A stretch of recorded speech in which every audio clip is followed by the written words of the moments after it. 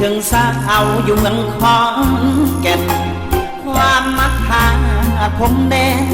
ใจไอ้แสนทรมานอยากเห็นใบหน้าอยากเว้าจากับน้องทุกวันถึง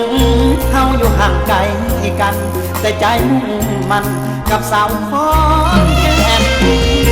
สาวถิ่นอีสานคืนวันฝันถึงไอ้บอกคิดถึงอางอยู่บ่นอใจจดจ่อกับสาวขอนแก่นเที่ยวงานวันนั้นสุขสันต์มีน้องควงแขนอ้ายหนุ่มลาวสาวเมืองขอนแก่นเที่ยวงานด้วยความสุขใจมือสลองานไม่ผูกเสี่ยวปีหน้าอย่าลืมโทรหาตามสัญญาที่นัดหมายไว้ถ้าอาทุกข่าวก็จะเฝ้าขึ้นรถไม่ไหว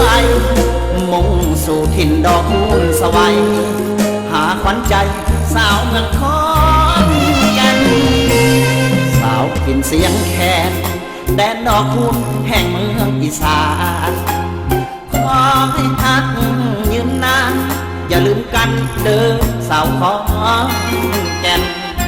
ความหวังหมายไว้หวังเป็นเคยดอกคูณเสียงแคนให้หักกันแน่นๆเหมือนขอนแก่นเดินนา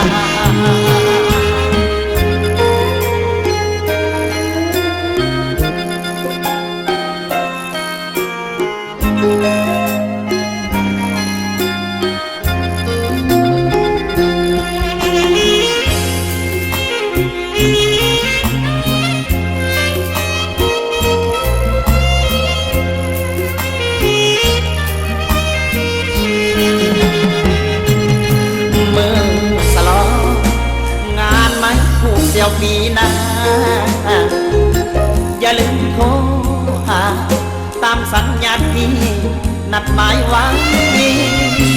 ถ้าอาทุกข่าวก็จะเฝ้าขึ้นรถไม่ไหวมุ่งสู่ถิ่นดอกคูณสวัยหาขวัญใจสาวเมืองขอนแก่นสาวกินเสียงแคนแดนดอกคูณแห่งเมืองอีสานขอให้ทักยืมนานอย่าลืมกันเดิมสาวขอนแก่นความหวังหมายไว้หวังเป็นเคยดอกคูณเสียงแคนให้หักกันแน่นๆเหมือนขอนแก่นเดิมนา